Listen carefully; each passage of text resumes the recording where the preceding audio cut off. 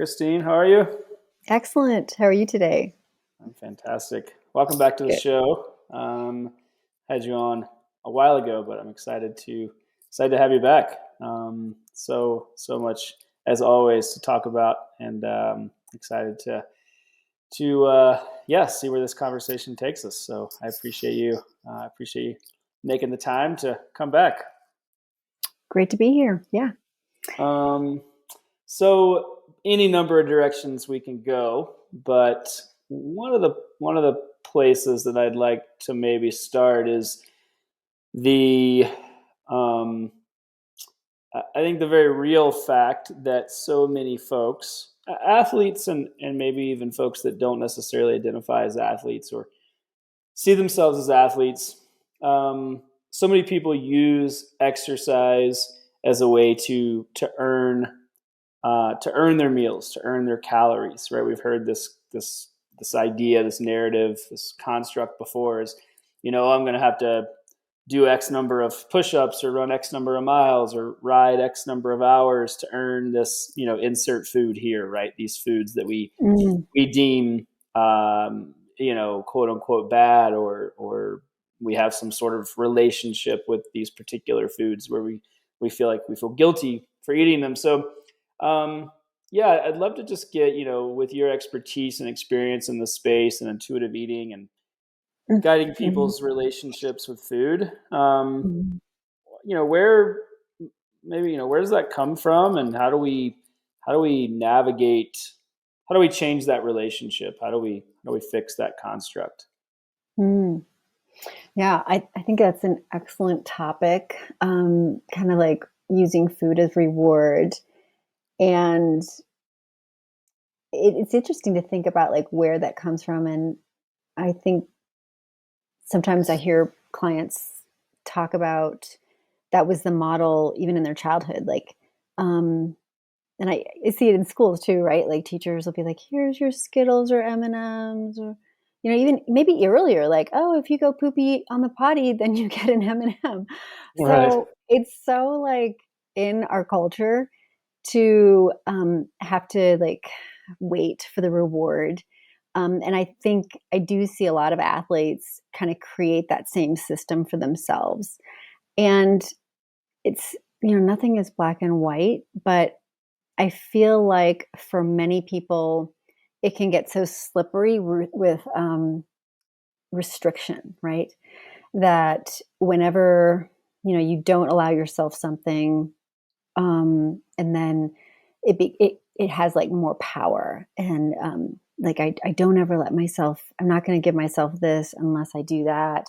It can get more extreme, and then once you get it right after being restricted, the pendulum swings to binge. Right when you get it, then you really get it, and you go crazy.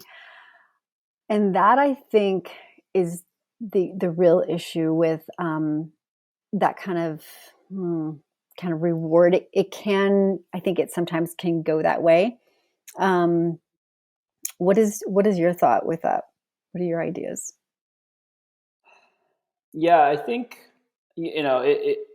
having spent most of my career and certainly my adult life, in the endurance sports space, and heavily involved in athletics, and it's it's something that, I mean, for a very long time, and truthfully, I think since until you and I, you know, started to talk, and I better understood um, what it looks and feels like, and what it looks like in practice to really, you know, kind of take a more gentle and graceful approach to how we eat and how we view food. It was just something I just took for granted. I never struggled with it personally, but it Mhm, was a narrative that I had always heard. Right? I mean, mhm, you joked about it with people I used to train with and race with. It was, yeah, you're going to have to earn this and that, or you better get to it because you're going to go out for pizza tonight, or I mean, it was just like this kind of ongoing thing that we tossed around, and I didn't um, I didn't realize how negative that actually plays out in so many people's lives, right? It's just this like constant Mhm. broken Mhm. system. Um, and it's this, like you said, it's this kind of boom and bust, right? Or, Mhm. binge and back and forth. So yeah, I think only again in the last, several years, since I was lucky enough to meet you, have I really gained a better understanding of how negative that, even like joking about it, because it's so Mhm. pervasive, um, in the athletic community. Um, yeah, yeah, it's a really can be a very hurtful thing, and I realize now how many people really struggle with that, kind of behind the scenes, so to speak. And I think you just made a great connection, Taylor. Not giving our like, kinda holding off for rewards is a type of restriction, and restriction is a type of dieting, and dieting is a horrible part of our culture, and the thing most predictive of restriction and dieting is weight gain, and I can't say that more clear. Like, we have such a mass amount of evidence that shows the people that are restricted from foods, the people that, you know, weren't allowed to have enough when they were hungry are the ones that certainly carry the most excess body weight, struggle with their sense of self, and have had the most like weight cycling, which is another thing. Diet culture doesn't tell us, right? That, oh, yeah, we can take off the weight, but you're going to gain it back and more. And I tell people of every size, like, that's the problem. There's no sustainable, safe way that we know of to shrink your body. And when we start down that slide, it can be a real burden because people come to me and they're like, God, I wish I was the weight I was when I first thought I started needed to lose weight. Like, because every year it tends to get a little bit more because your body is smarter than your mind, right? Um, our body just knows restriction, which is like famine, famine, and I will, save up for a rainy day. I got to put those fat cells even deeper into muscle tissue, even deeper into organs. Like your fat can get into your liver, into your pancreas. So we can't really outsmart it. One of the things I try to get people to do is like really find a purpose in their eating, like to nourish yourself so that your body doesn't have to go into this zone of, I better hold on to every calorie this person puts in their mouth so that I don't ever have to worry about being in a famine again.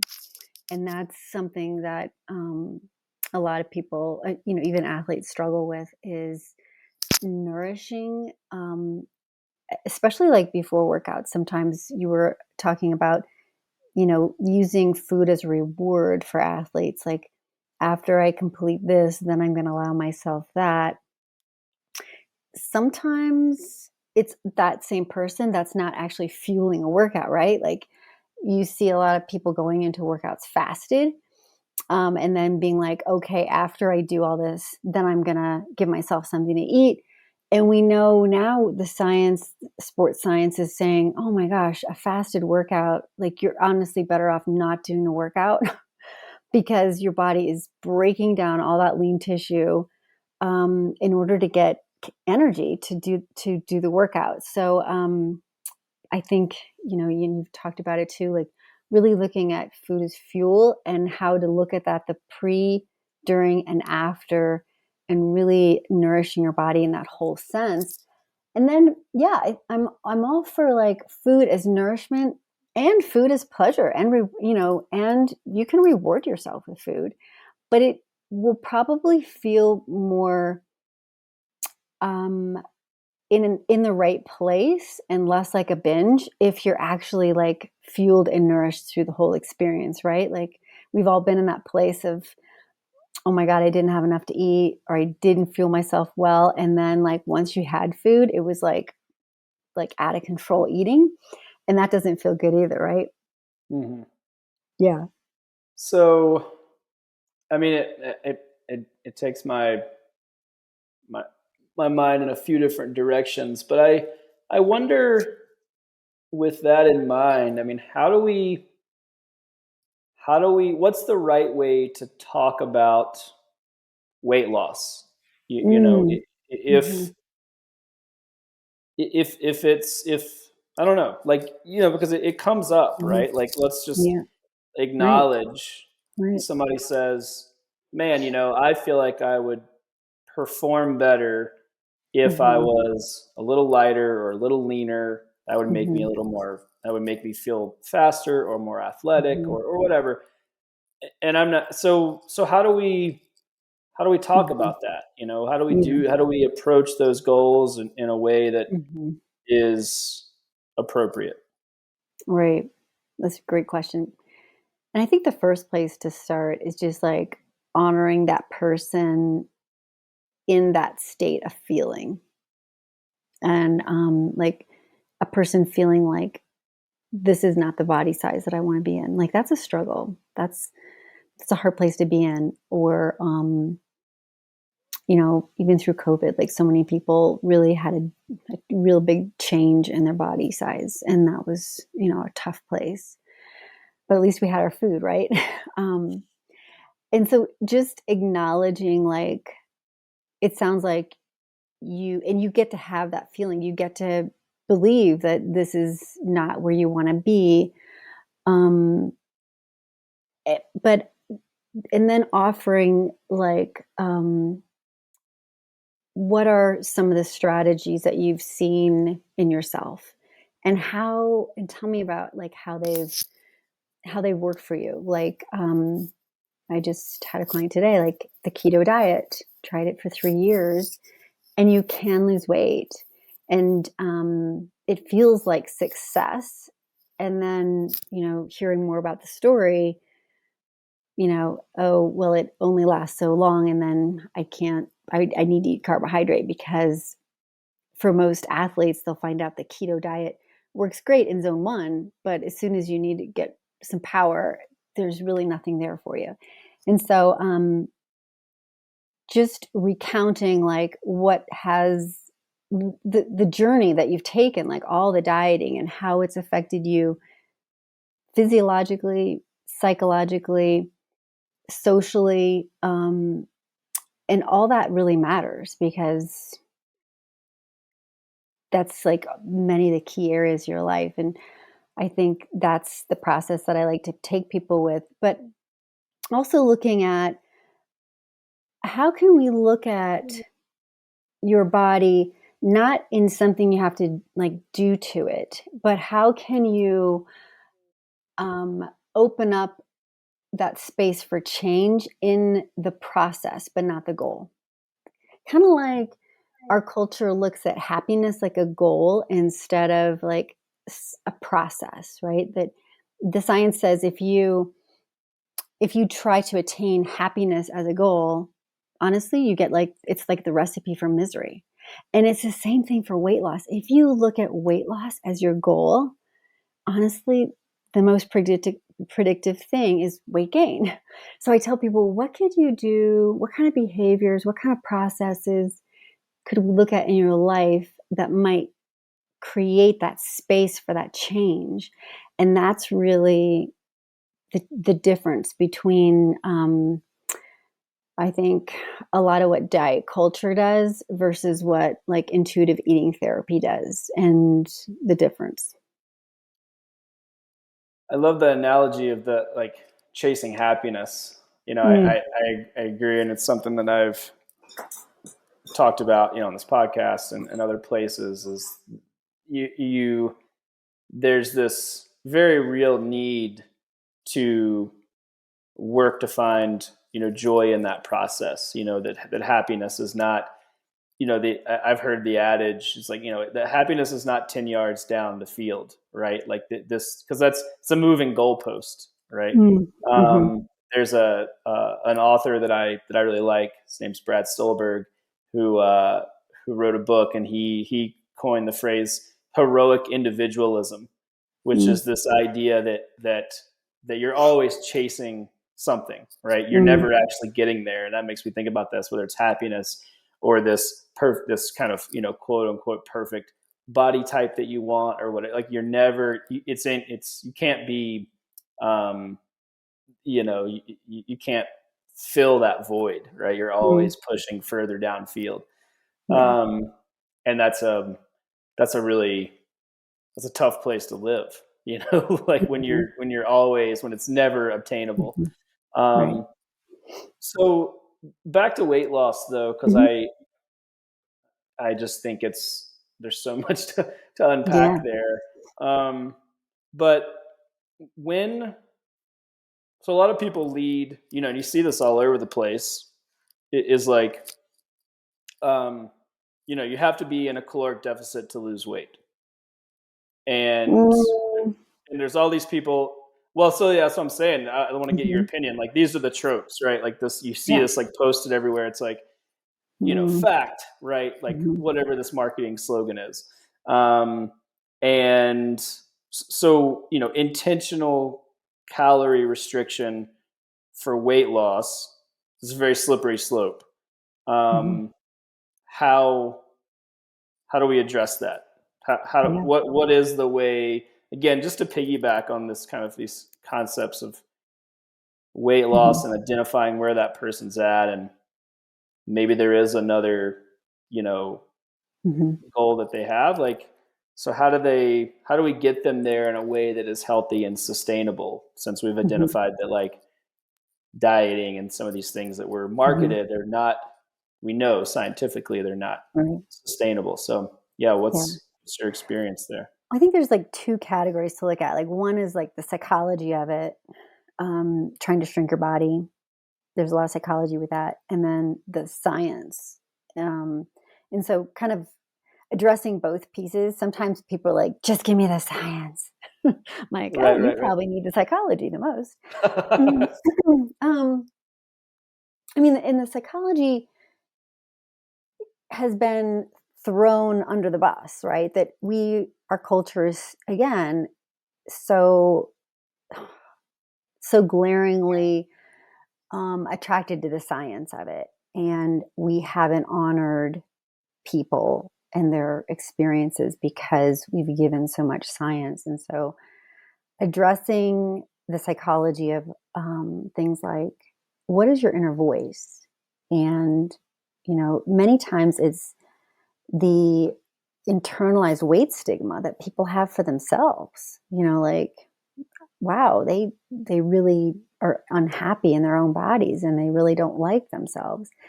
And sometimes that pain is what leads to really disordered eating behaviors, right? I get calls on the phone just yesterday. Help me! I just ate 2 pounds of M&Ms. And when you break it down, like this person is really, they feel horrible, and they are just like using food as like weaponizing food on their bodies. And so the psychology, I feel like, is like one of the most important pieces. And then turning, also, there's the science of it too. And again, there's a lot of myths that we have to bust in that area, which you just brought up. Like, oh, you have to be in calorie deficit. Wow. Like once clients really start like nourishing themselves with like consistent, real meals, some of the new science says athletes that are a little bit of science here, like splitting meals, right? They're showing like actually taking a meal, splitting it into throughout the day, fueling consistently, not in calorie deficit. These people are like, we're doing samples, their muscles, they're having um, more muscle synthesis, lean muscle synthesis, they're having less adipose go in their muscles. So, there are strategies. I think looking at the how of eating is really important instead of just focusing on the what. Sometimes I have clients reorder the way they're eating to reduce, glucose curves, putting protein, fiber, fat before the carbohydrate.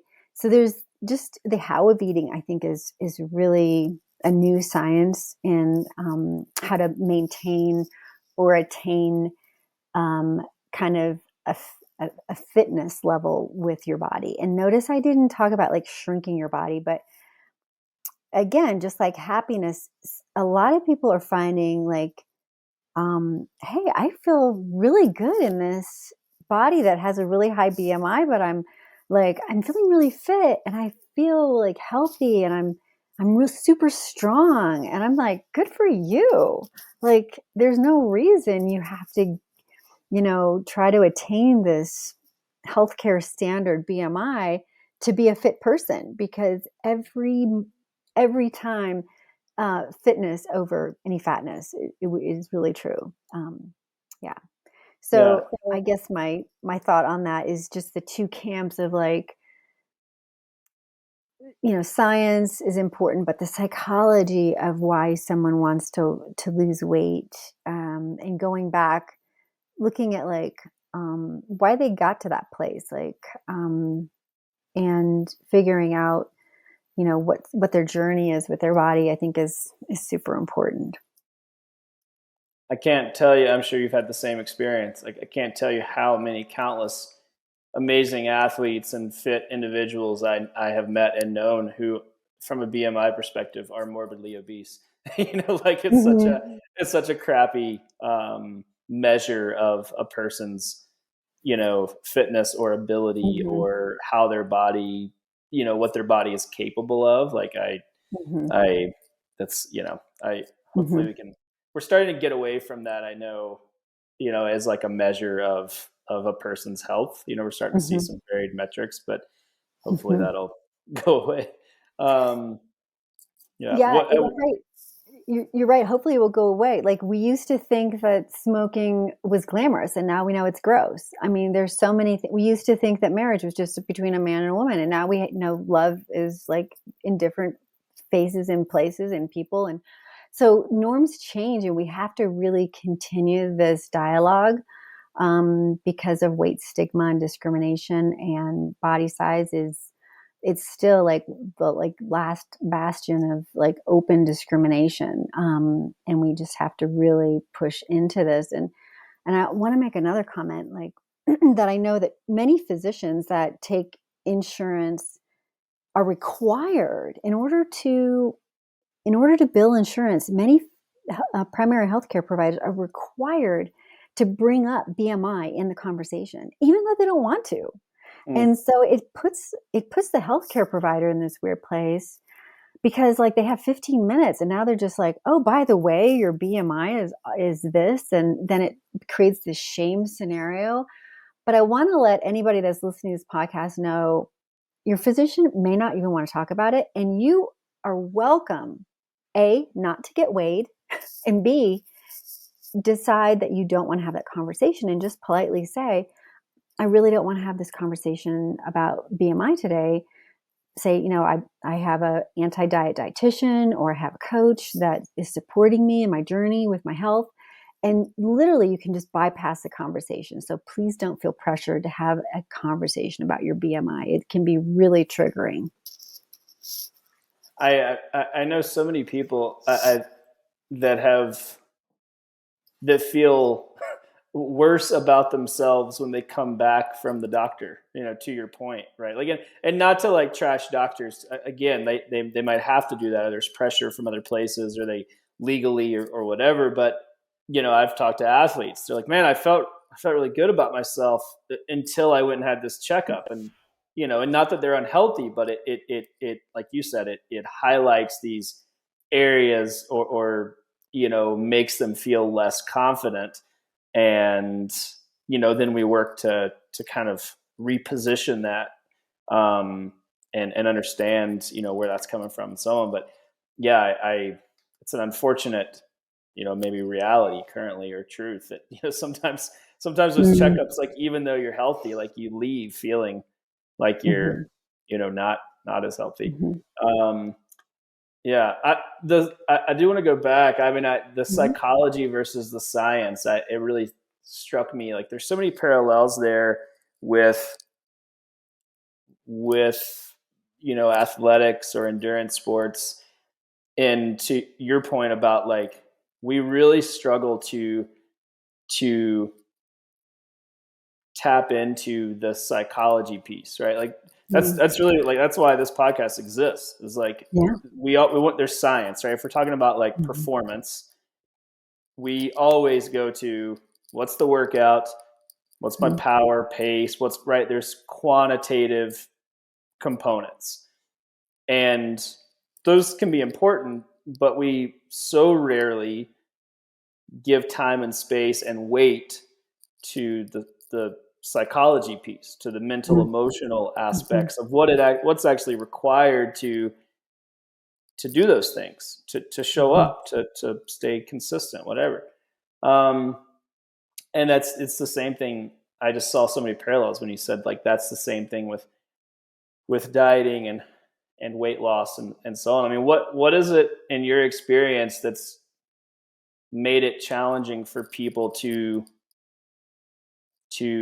I don't know, own up to or like just give weight and credence to the psychological components? Like, why is the Mhm. science and Mhm. like you're as much in the science as anyone else. So Mhm. it's not that we're not using it, but Mhm. like, why do we shy away from the other part of the equation?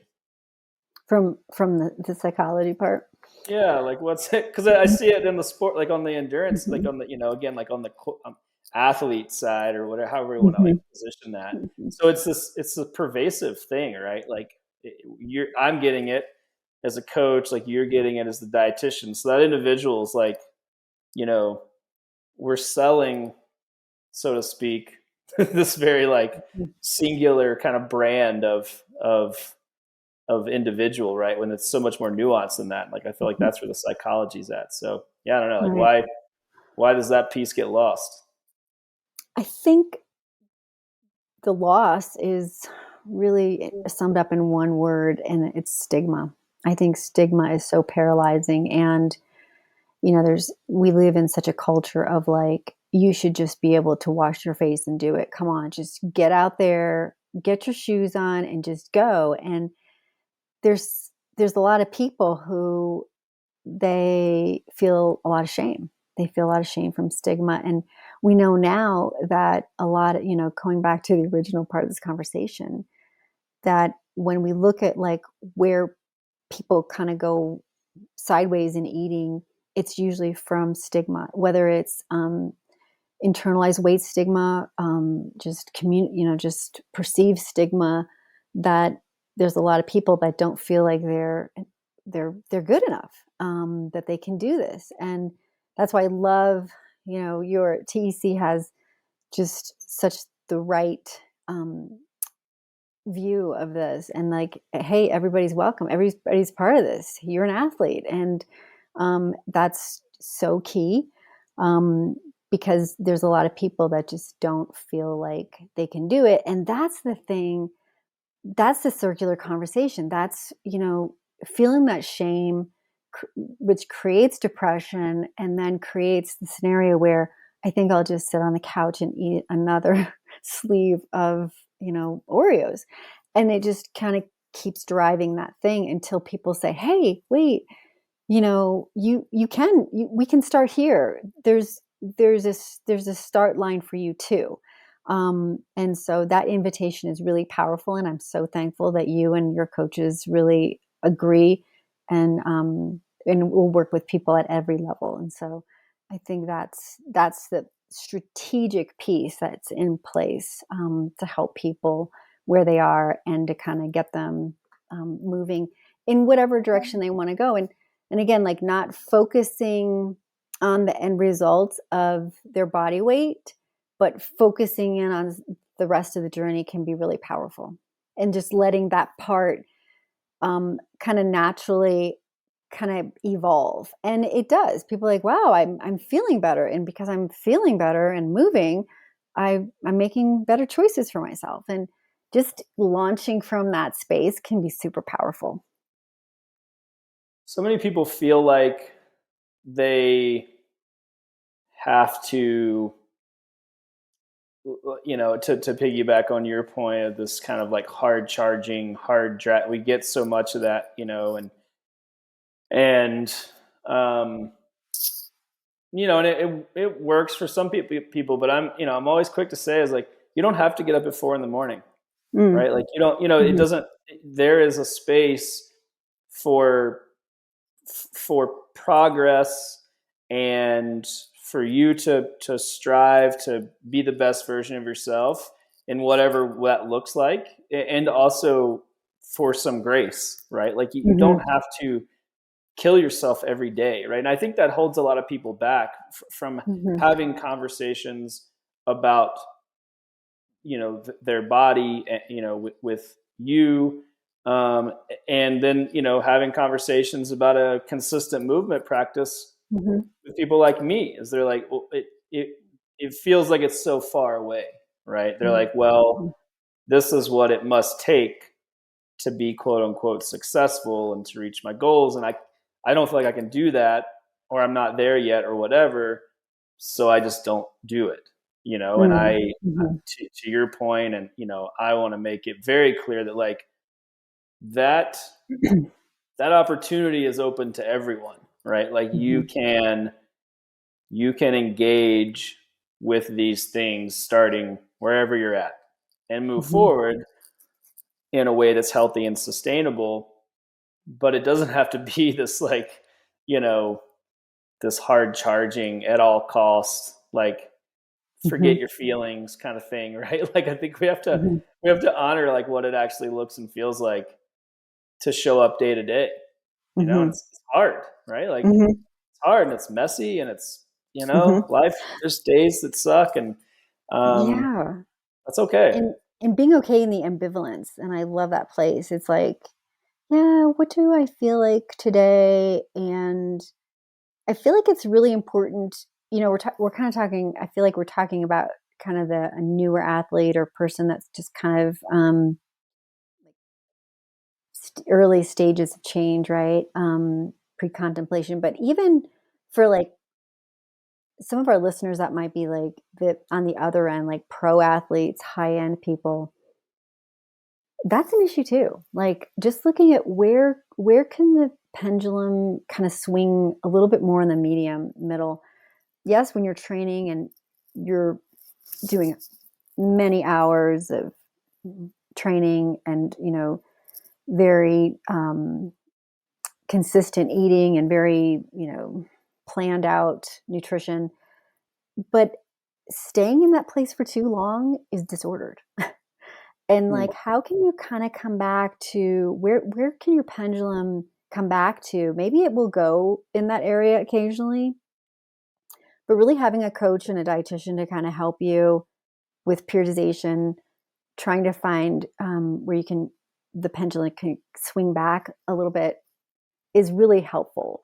And I think another part of that being helpful is just so you can identify with like humanity, because being so extreme, um, it can be a lonely place also. And again, in that very extreme restrictive place, right? What happens after the really super extreme athletes stay there too long? Some of them, they never want to go back on the bike. Right. They never want to eat like that again. And so really helping a lot of people find that middle way where they feel like they can be supportive, that they can sustain, they can make some gains, but not get extreme. I think is really key. Yeah. Yeah. Like, I mean, what do we see as soon as every pro athlete or Olympian or whatever, is done, or has is in the off season, is like, they're sitting by a pool deck hanging out, like not measuring their food, right? Like there's it's not sustainable. Like no one does that year round, and no one Hmm. does it year after year.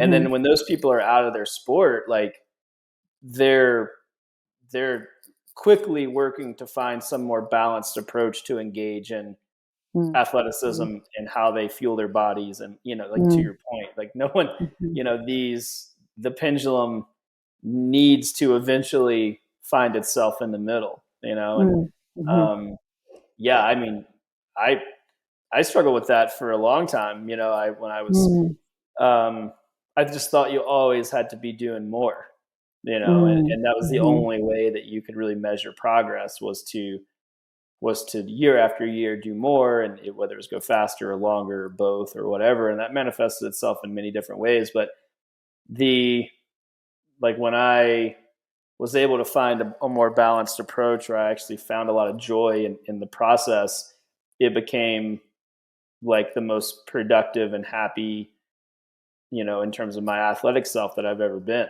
you know. And mm, finally, to your point, like when the pendulum, when I mhm, let it go, when I finally was like, you know what, like mhm, I need to find the middle path. mhm, Um, it it really, I was like, oh, this feels so much more rewarding. You know, like mm, truthfully, I wasn't finding a mm. lot of joy in like constantly Yeah, destroying myself. Um, right. so yeah, no, that resonates a lot, for sure. Mhm, That's when you right. feel like that's where you find your value, is Mm, always being like at the extreme mhm, limits of things. right. Um, yeah, no, that's super interesting. Because, Um, like, then you don't the bite, like, having to exercise just, like, feels torturous, and it comes down to, like, pleasure and satisfaction, and I say not just in the food, but, like, when you're moving your body, um, of course, high-end training, yeah, if you're doing intervals, like, zone 5, just huge VO2 max, FTP stuff, it doesn't feel like there's not much pleasure and satisfaction, and I understand that, but how do we sprinkle in some workouts where you do have that attunement, that introspection of I'm feeling my body and I'm having fun, right? Like connecting with that, I think is so key for our athletes, and and I do that with food too. Like, hey, what sounds like fun to you to eat? And people are like, fun? I'd never eat for fun.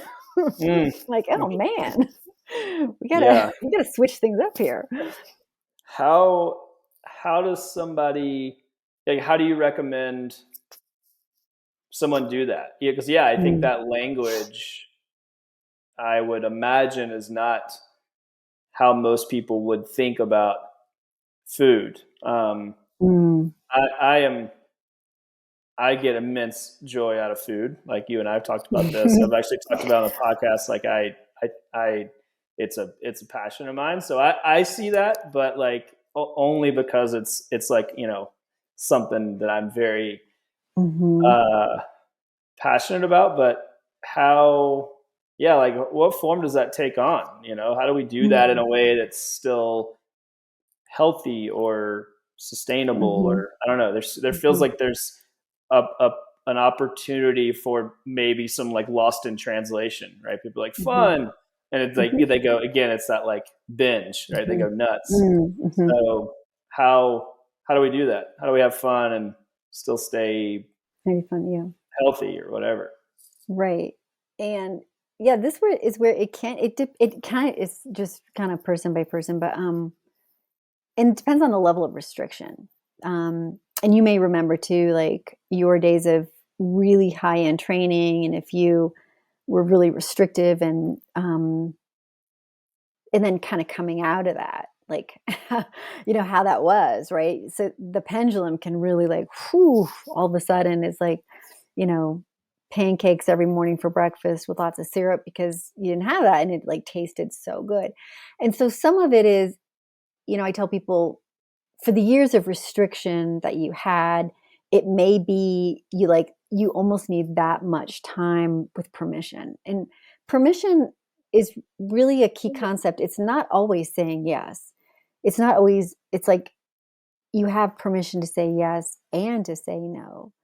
But if you didn't allow, if you said no to yourself so many times, if you were like such a food police person, to say yes, it may feel so good that there may be like some pendulum eating where you're like, wow, I just ate too much. And just helping people go through that experience and saying, this is normalized. Like, I want to normalize your experience, that you restricted yourself and now you're allowing yourself some food and it tastes amazing and you're probably overeating too. And that's okay, because we're going to think about the pendulum, and the pendulum eventually will calm down, but you may go through kind of this phase of like, food is so fun right now. Did you have anything like that when you came out of your pro years of like, and then like some people like went from like, I didn't drink any alcohol to, then I really started putting that more in my life, and then that pendulum kind of came back a little bit, or food. Yeah. Mhm. Yeah, I think certainly in moments. I mean, um, I've always really liked food, Mhm. meaning that like it's a really important part of um, it's like how I move through my life. So I Mhm. honestly was never willing to like not enjoy food. Not that I Mhm. wasn't conscious of where, Yeah. and I still am like, Mhm. food quality, food Mhm. sources, food, Yeah. I want it to fuel my body and my Mhm. endeavors. Mhm. But with that in mind, like Mhm. I was never, I never took it as far as some of the people that I raced with did, Mhm. in terms of like Yeah. really being like, no, I'm not like I. Can't have this, or I can't. Mhm. Yeah. That Good for being you. said, I mean, certainly there were moments, where like I was training really hard. I was racing bikes, so being lean Mhm. was something that I was after, right? Like that was faster, that was power to weight, and Mhm. I so I mean, when I would be done with like big training blocks or the season, I mean, there's certainly moments where like I ate like two pizzas by myself and stuff like that. Where it's Mhm. just like Yeah. to your point, like I was certainly conscious of it in Mhm. terms of like I didn't want to gain weight. Um, I wanted to, you know, wanted the food to come from places that I knew were going to be Mhm. essentially readily available for fuel. Mhm. Um, so yeah, I mean, there were glimpses of it. I certainly had Mhm. times when I felt that way. It was like, and it wasn't forever, but it would be, a day or two, or like go on vacation or something. And, Mhm.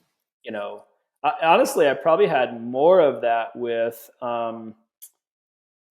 I felt very similar in terms of like movement, right? Like Mhm. where I would like would go on vacation and just be like, ugh, like I don't want to do anything, you know? Mm.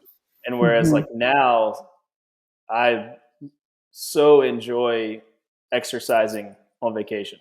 Mm. Like Mhm. it's one of my favorite ways to like experience a place, right? Yeah. And that could be as simple as a long Mhm. walk or a run or Mhm. rent a bike or, simple strength Mhm. training. Like I just love daily movement. Mhm. Um, but yeah, no, like that pendulum piece kind of swung in that direction with exercise as well, which really Mhm. informed, honestly, how I think about like the athlete experience. It's like Mm. there has to be sustainability. Like you mentioned it Mhm. earlier, is like you if you go full gas, and yeah, maybe you like reach your outcome based goals, you get, but if at the end of that thing you don't want to look at your running shoes or your bike or your right, then like I feel like that's really, in my mind, that's kind of the worst outcome, Mm. because I Mhm. think it really is incumbent upon me as a coach to give an athlete or help an athlete develop tools and skills to build a lifelong appreciation for movement, right? And that Mm. could be Mhm. anything. Like I don't care what you're doing. It's the intrinsic value of that thing that I want to Mhm. help others Mhm. see the value in. So, um, yeah, I don't. There's been so much evolution for me over the years in Mhm. those spaces, both the eating side of things, um, again, and then you know, the exercise training Mhm. side of things as well. Um, yeah, I don't know. How do One you? Oh, go ahead. you were talking about fun with food, and I just thought of another thing I wanted to bring into the conversation that I'd be happy to offer to clients, is like food meditations too. Like I have a chocolate meditation for clients that like have not allowed themselves to have certain foods and are kind of like concerned and worried about ever eating them again. Sometimes just reintroducing that and looking at all the senses that are involved in eating it and really staying connected to the experience, because sometimes when we eat a food that we deem as bad, is scary. And even though we want it, we don't want it, right? Like, we're kind of weird about it. And so just really trying to normalize that experience and teaching people to like have pleasure again with the foods that they used to enjoy is something I really enjoy doing also. Um, because people sometimes like disconnect while eating, right? You've probably seen that too, where people are like, oh my God, where's the other half of my sandwich? Or I didn't realize I ate all that, like, because we're so distracted with our eating. But sometimes we create that distraction because we don't, again, it's like another way we weaponize. We don't want to know that we're actually doing this because we don't want to be eating, because we want to be like unconsciously trying to lose weight. And teaching people strategies, whether it's like being purposeful, at using introspective awareness for like how they're feeling while they eat, all the sensations of eating, the sensory sensations, and things like the like sensate specific satiety. Like when you start noticing that a food like stops tasting really good, right? Like that's our bodies are kind of made to have a shut off valve. But many times we kind of just blow past that because, well, that piece of cheesecake was $10, so I'm going to finish it. Mm. um, but you know, 5, 10 bites into it, we were like, you know, it didn't taste as good, and that's like your body telling you, like, slow down. But teaching people some of these strategies of like you'll ride the wave like with any pleasure, but then it eventually like crashes, right? Like it only lasts pleasure only lasts so long, and then we're grasping, and it's that space of grasping that usually is where people tend to overeat, and which may also be putting them in a body size that may not match what feels natural for people. And so that's sometimes a space that I like to help people into, is looking at finding the pleasure with food and then figuring out when to stop and start. Hmm. I mean, it strikes me that so much of our food system is it really is designed Yeah. to take the pleasure away, right? It's like fast and it's it's all these things, right? Like insert Mhm. buzzword, Mhm. um, and like with like yeah, like I don't know, that's is it um like is it a convenience thing? Like why is it bad? Why has it gotten bad to like enjoy your food, right? Like I feel like that's kind of people get Mm.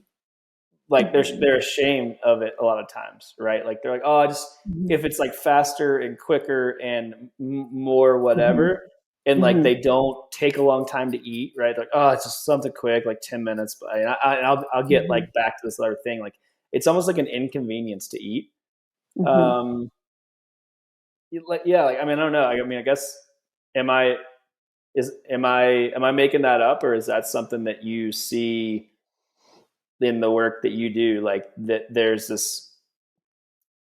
It's a a lack of self care, I think, that right. people don't value, that take the time to like food, your eating is part of your self care. Mm. And I mentioned that to a client this week, and she's like, I didn't really consider that. But eating is part of self care and taking the time to eat. But the self care piece is not just about the science of nutrition, like, not all the vitamins, minerals, carbs, macronutrients. It's about like also the psychology, the pleasure, the satisfaction. And like, are these different foods, do they have the qualities that are going to satisfy you in texture, like crunchy, smooth, creamy, all that, chewy? Um, really taking a look at those things too are super important. I'm laughing because I was on the airplane and there was this retreat center somewhere in California for like $1,800 a day that you would just drink juice. Okay. I was like, oh my God, that you would, like tout, like it's a detox system. All I can say about things like that, okay, the reason it's only 3 days is because you're going to be so hungry. Right, Maybe you're going right, to lose weight, but you're going to like binge on Chick-fil-A on the way home, right? right, right. It's just crazy. So, just please don't know that your brain is so complex. You need like a variety of all those things to really satisfy. And please take the time to satisfy yourself in with just a lot of variety with nutrients and also with textures and even like cultural foods, like satisfying yourself with what's meaningful for your culture. Mm. That's interesting. Yeah, I mean, my Mhm. favorite way, like the reason I travel, and I think it's kind of gets at what you're saying, but like the reason I travel is to like experience a culture through food. Like I think that's such Mm. an impactful way to like have that experience. Mhm. Um, but before I forget, so how do we? You mentioned detox, which Mhm. I don't do them. Please don't. I don't. Yeah, I don't. Stuff like that. It feels a little flash in the pan for me. But Mhm. like how do we? People do them all the time, right? Like it's a heavily marketed. There's all these different, Mhm. pick a thing. Um, what I mean, why do people do? How do you handle them? Someone comes to you and they're like, I want to do a detox. What does that Mhm. really like? What are they trying to get at? How do we take Mhm. that and Mhm. reroute it in a Mhm. way that's healthy? Yeah. Right. And first normalizing like curiosity. Like, humans are curious and we're just curious. Like, is this really gonna like is there something impure about my body? Like, why do you feel like you need a detox? And most people would say, "Oh, I feel overweight, or I feel like I'm a little puffy or something, or I feel like I've just haven't eaten well and I've got a lot of yuck in my body." And all that is just really bad science because your liver is an amazing organ, and your body, your kidneys are just cleaning you 24/7. And if you're eating regularly and otherwise healthy person, eliminating in the right ways you should, you don't need any detoxes. But kind of finding out like what makes you want that.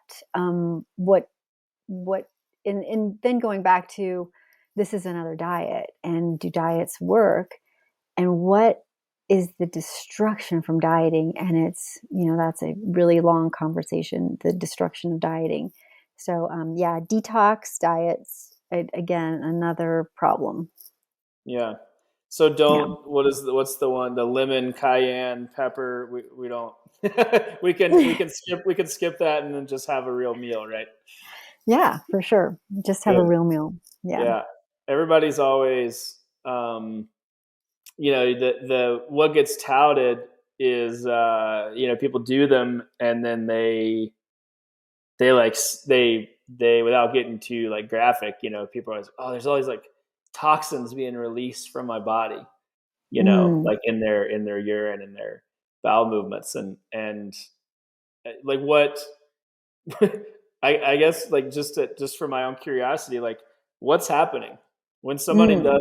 does a detox? Like what does Mhm. your body, you know, why does Yeah. it? Because it kind of like behaves. I'm not advocating for Mhm. detox, but like kind of Mhm. behaves like it's Mhm. Mhm. flushing out all these things or Right. whatever. Like, so what's happening? Yeah, so there's different detox, ways to detox. Whether I was talking before, like the drink only juice for 3 days kind of detox, whether it's a laxative type detox where you're chemically stimulating your colon to really poop more. And again, your body is strong enough, it can do these things for 3 days. But at the expense, and this is where, athletes, need to worry, at the expense of lean tissue. So your body is really good at, well, if you're not going to eat food, well, you're just going to have to break it down in your body. Mm, So, and of course, the laxative part, that's different. But if you're not going to eat food and you're just going to have juice as a to detox, you can be okay because you have enough that you're having carbohydrate, you're having fluid, but you need protein, and your body will just break down lean tissue for that. That's one side. So the other side of detox, where you're actually chemically stimulating your colon to poop more, yeah, so you can get all those out, and you might feel better, maybe a little bit lighter, because not just poop, but you're stimulating your colon, so now fluid, and we all know that fluid is just a short-term amount, that as soon as you drink water again, you're going to gain that weight back. But that laxatives are not a long-term weight loss either. That in the short term, you might see some change because of water loss, um, and fecal mass. But again, you can't keep doing that forever. In fact, if you are using stimulating laxatives, as it's actually a purging type behavior, which is disordered. It's really can be really dangerous because you not only lose fluid, but you can lose a lot of potassium that way. And I've seen athletes literally crumple from laxative abuse. So that's not a sustainable way to lose weight. And some people try it for a couple of days. That's fine. But again, why even start it if you know it's not going to really be sustainable? right. Yeah, it's just that kind of quick fix. Yeah. We there's so much of that going around, right? It's like the Mhm. newest, latest, greatest, and um, yeah. I mean, I think similar to, like, it's easier to get the quick food than to actually like prepare it and find pleasure and set aside time for doing that. Mhm. Um, yeah. Well, Yeah. um, I think laxative detox is probably a fantastic way to wrap up our conversation. Okay. Yeah. The end, right? Yes. No. Thank you so much. No, like Sure. your Mm, insight. I always learn so much from you, and so mm, appreciate and value yeah. what you do for people, both those that work with TEC and Mm. and elsewhere. So thank you, Christine. Thank you. Yeah, this is great.